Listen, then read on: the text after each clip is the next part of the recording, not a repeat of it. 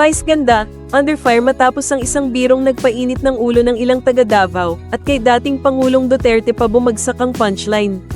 Pero wait, may hidden tip pa sa likod ng concert na to, mga lumang alitan, isang sikat na aktres na nasangkot, at si Christy Fermin. Tara, himayin natin ang controversial na concert na ito na parang eksena sa isang teleserye. The Concert Controversy. So eto na nga, sa kakatapos lang na Super Divas concert ni Vice ganda sa Smart Araneta Coliseum, trending hindi lang dahil sold out, kundi dahil sa isang bold na parody tungkol sa jet ski promise ni dating Pangulong Rodrigo Duterte. Nasa The Hague na nga raw si Tatay Digong, pero di pa rin raw nakasakay sa jet ski, ayan ang punchline na kinainisan ng ilan. At dahil dito, ilang residente ng Davao City, ang political stronghold ng mga Duterte, ay nananawagan ngayon na ideklarang persona non grata si Vice ganda sa kanilang syudad. Oo, parang sinasabing you're not welcome here anymore. Harsh ba? O tama lang, WHO is Vice ganda. Pero teka muna, sino nga ba si Vice ganda?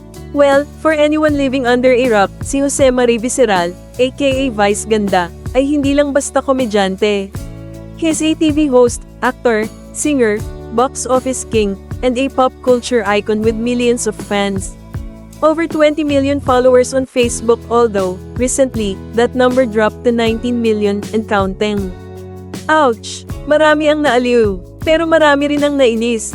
At para sa mga loyalist ni Digong, hindi ito natanggap as just a joke, a walking controversy. But let's be real, Vice ganda is no stranger to controversy. And honestly, parang part na rin ng kanyang brand ang pagiging unapologetically witty and daring.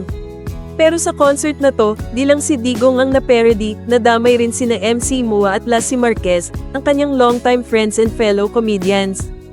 Remember the rumor na nagkaalitan sila, pero surprise. Sila mismo dumalo sa concert. At sabi pa ni Vice, bakit kayo nandito? Magagalit si Christy Fermin. May pa-shade.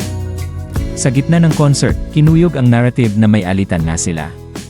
At kasama pa nila sa crowd si Bea Alonzo, na later on, naging parte rin ng punchline.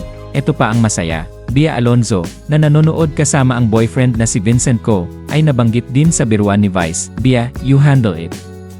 Vice jokingly said when he was passing the blame about breaking Christy Fermin's narrative.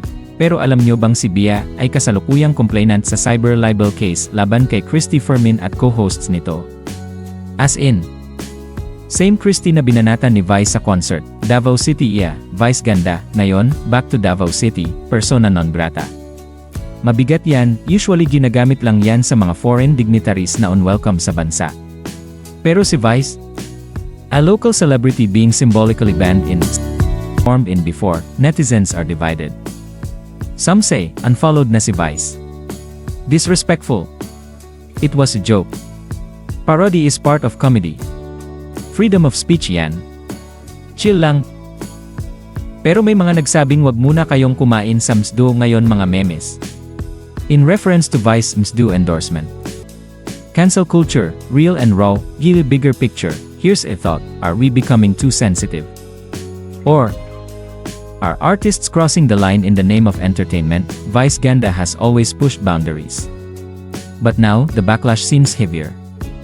Is this a sign of shifting public opinion?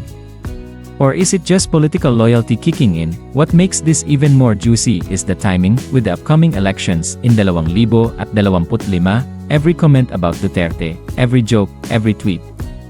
May political color na agad, speculation lang, but could this be a subtle move to show political leaning? And let's not forget, Vice freedom of expression is protected.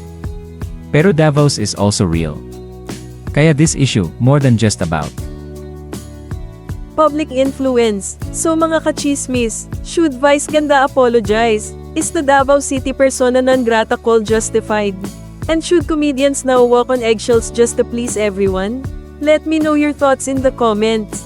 Team Vice ka ba? Or Team Respect Duterte? And while you're down there, don't forget to like this video, hit subscribe, and ring that bell para updated ka sa lahat ng trending chika, controversy, at showbiz sagupaan.